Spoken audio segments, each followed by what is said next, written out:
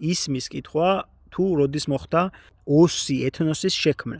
ოსი ეთნოსის შექმნა რუსების მიერ 1800 პირველი წლიდან 1868 წლამდე. 1800 პირველ წელს ოსი არ არსებობს ბუნებაში. იქ არსებობენ დვალები და სვანები. შემდეგ დროთა განმავლობაში შეიქმნა ეთნოსი ოსი, როგორც დღეს იქმნება ეთნოსი აფსუა. აფსუა არსებობს ბუნებაში? არ არსებობს.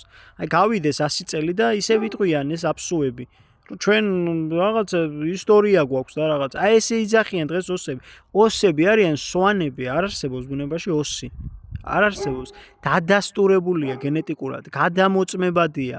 მოგცემთ ბაზის ლინკს, სადაც ოსები იტარებენ ტესტს და 1000-ზე მეტი ოსურ გვარს ამოვიდა სვანის გენეტიკა. სვანი ვერ იქნება ოსი, იმიტომ რომ სვანური ენა 2000 წლით ძველია ოსურ ენაზე, ძალიან მარტივი რაღაცაა. ასევე სვანური გენეტიკური კოდი, ზემდგომი გენეტიკური კოდი, ან სვანებს აქვს ოსების წინაპრების კოდი და არა ოსებს პირიქით. ძალიან მარტივი რაღაცაა, უმარტივესად გადამოწმებადია.